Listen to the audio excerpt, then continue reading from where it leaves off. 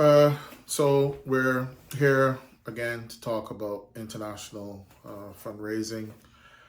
And today we're going to talk about the, first thing we're going to do, of course, is lay out the basic situation that non-US businesses face when they want to raise funds from accredited US investors who have all of their money in regulated environments.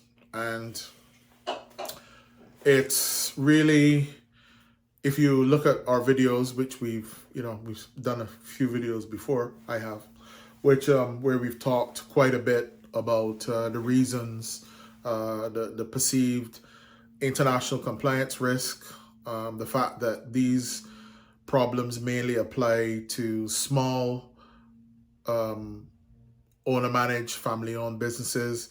When I say small, less than 100 million, you're trying to raise 10, 20, 30, 50, 60 million dollars. Small play oil and gas, mining, international trading and buying and selling of agricultural goods, commodities, anything where you're doing, where you've been doing, people who've been doing this for employers for many years are really good at it, really technically capable, and have decided to do it for themselves, or families who've been running small family businesses and doing it for themselves. And now the younger generation wants to expand, move into the US, go even more international or scale the business.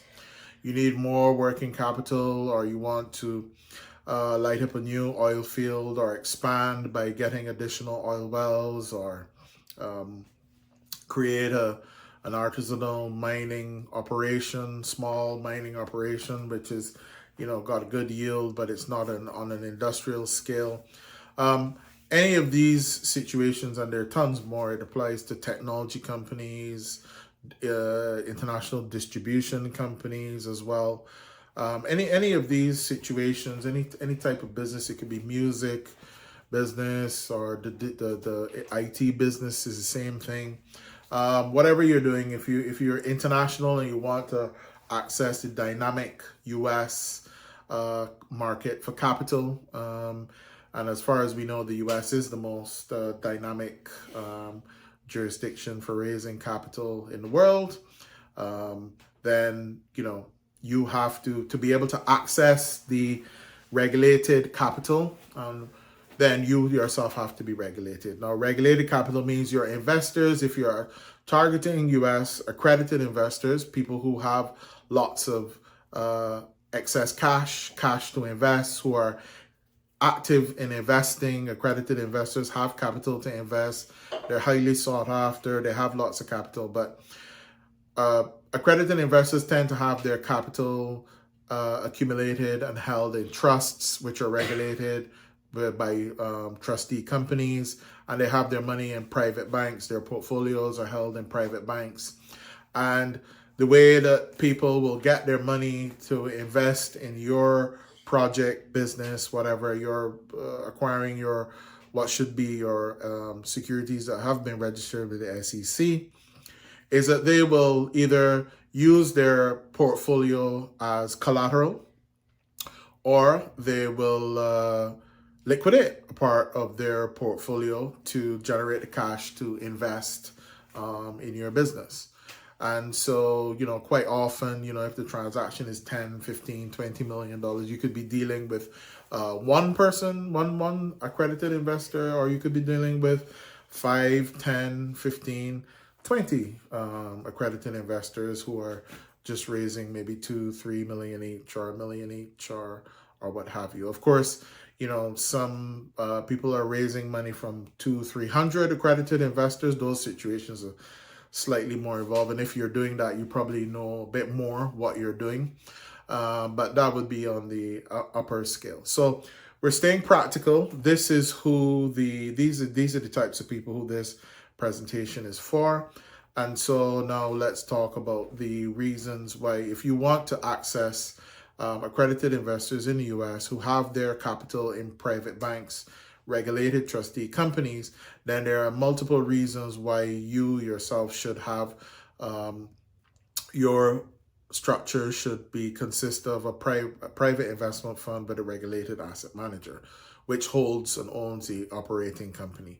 The reason for this is multiple reasons, because the compliance departments of private banks and trustee companies will perceive a holding company. So let's say you have a Uruguay holding company that owns an operational company in Brazil, and you want to use the land you set up, you put some shares of the Uruguay company into a US company, and then you do a registered offering of those US company shares to US accredited investors.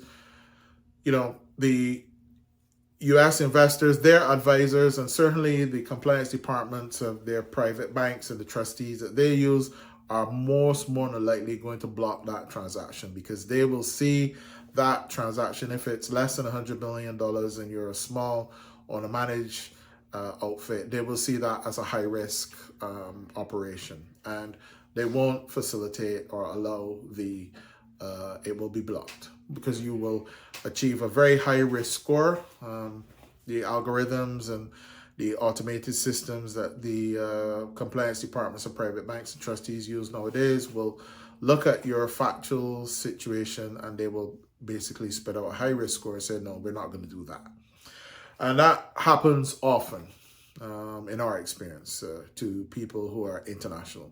So the reason why now most families, business owners, have this basic situation where there's a holding company in Uruguay, it could be in the UK, it could be in Canada, the US, wherever, and it's holding a subsidiary, which is the operational company in the jurisdiction where the business is operating. You, for whatever reason, you can't raise capital at home.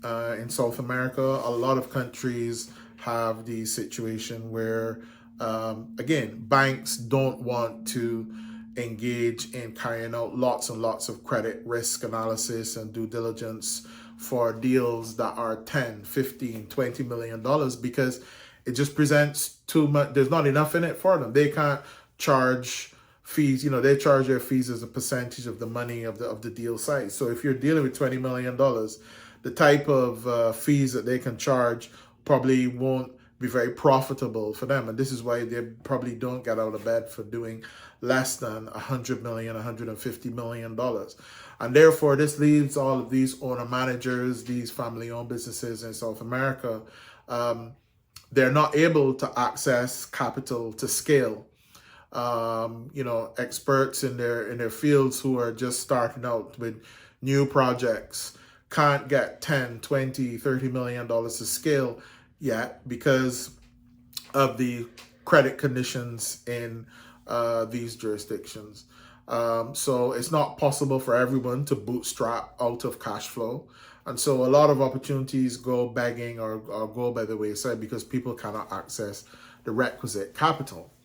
So what's needed is to access that capital internationally from dynamic markets like the US, where it is possible to go to 5, 10, 20, maybe sometimes even one accredited investor and raise 10, 20, 40, $50 million. If let's assume that your proposition economically is compelling enough, then it can be done in the US. But the US has securities laws and regulations around capital raising. The issuing of securities, which is basically selling securities to investors, is highly regulated. And so there's a lot of rules and regulations that you have to comply with.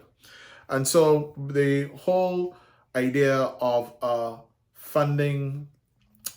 holding company in the US, UK, Canada, Uruguay, and an operational company somewhere else, this basically is, what most people in this space find themselves in. And these structures, these holding company, operational company, it presents basically risk. It's classified as high risk by regulated investors and their private banks and their compliance departments. So what a lot of families and owner managers already do is that they use private investment funds. They use regulated asset managers and private investment funds, which is a regulatory layer, which replaces the holding company. Now, when you use a regulated asset manager and a private investment fund, there are a number of benefits. It's not only getting access to being able to fundraise effectively from US accredited investors, you can also get tremendous tax benefits because in the international tax world, economic substance is now legislated in many jurisdictions, and economic substance is important when it comes to accessing treaty benefits. Tax treaty benefits are important because when you're paying dividends, receiving dividends, or when you're making interest payments, when you're selling securities and you want to be taxed in the jurisdiction that your holding company is based in and not be subject to tax elsewhere, when you want to make sure that the profits of your business are taxed where you want them to be taxed. Accessing tax treaties and basically submitting to tax authorities to basically get those tax exemptions, those reductions in standard levels of taxation, you have to have the requisite level of economic substance. And private investment funds with regulated asset managers, when done correctly, can very much qualify and meet economic substance tax treaty requirements and be sort of recognized by tax authorities. So you're on very authoritative, substantive, and robust ground if you're using a regulated asset manager and a private investment fund to hold your operational company. And this is a standard. It's becoming very much standard now across the world. Recently, one of our business partners was in marketing, did a roadshow in India, apparently, and there's going to be a lot of transfer of wealth amongst parties in India, as you can imagine, and it has been acknowledged even by the Big Four that and by a lot of people out there in that roadshow. The feedback is that using a regulated private investment fund and a regulated asset manager is a superior arrangement to to family-owned, owner-managed businesses where there's a holding company and an operational company underneath. Using a regulated private investment fund or asset manager is superior to using a holding company for treaty benefits. We've talked about the regulatory benefits. So not only now is there access to fundraising, if you're selling the business and your purchaser is an accredited person, who has 50, 60, $30 million to buy your business? If that purchaser is international, outside of your country of operations, then you're going to be dealing with, the type of people who have 20, 30, $40 million, to allow you to exit the business. These types of people have their money in regulated private banks. And so ultimately, you're going to be dealing with regulated entities. And so in order for the transaction to go through from a compliance point of view and also from a transactional point of view, if you have a regulated private investment fund as the entity that's being acquired or used to do the acquisition, you're going to get tax benefits because withholding taxes will reduce on average of 20%. Capital gains will be reduced on average 20%. The cost of withholding taxes will be reduced between 10 and 30%.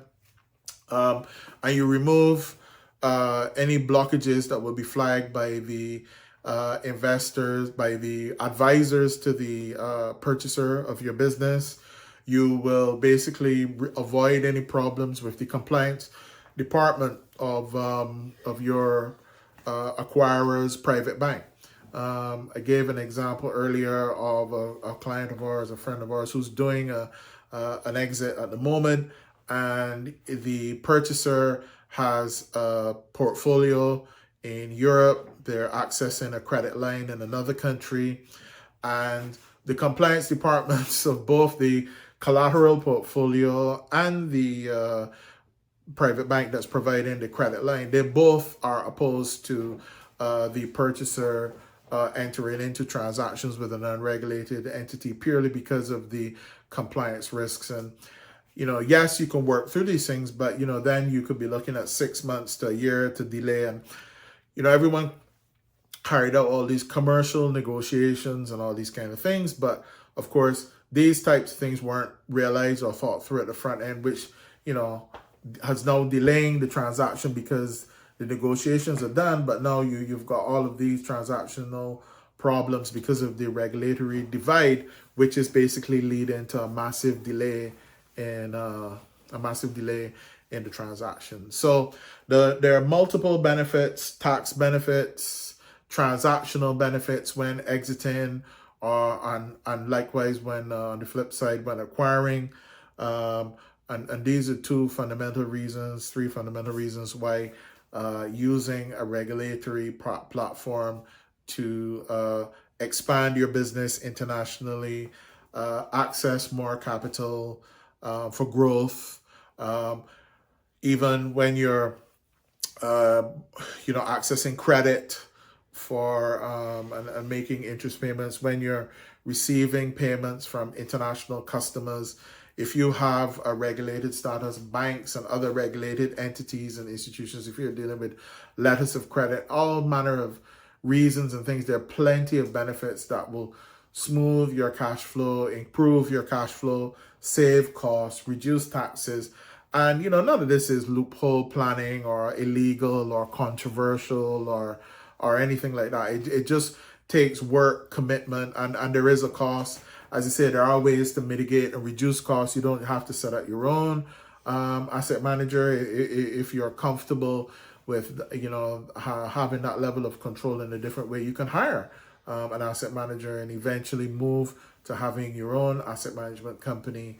But in today's world, definitely there is the because of the automation and the implications of artificial intelligence.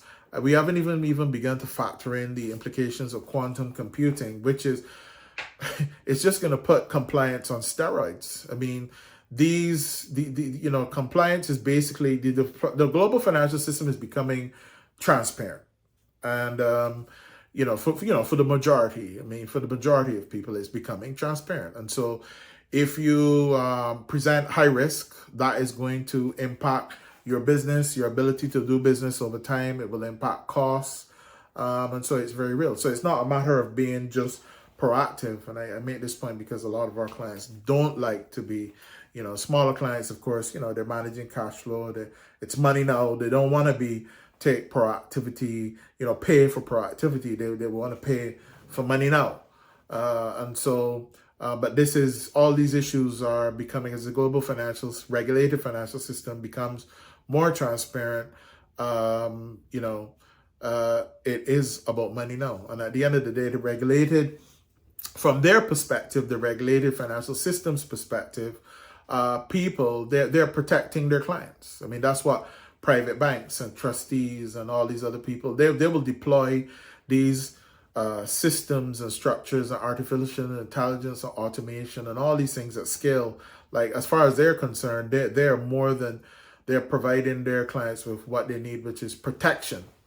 And so, those people who have regulated platforms ultimately will win the day because they have been able to make those investments and do those things. So that's the message for this video. The tax benefits, access to capital, implications for cash flow, ability to enter into acquisition, merger, and disposal transactions. All of these things can be impacted by regulated status. Thank you.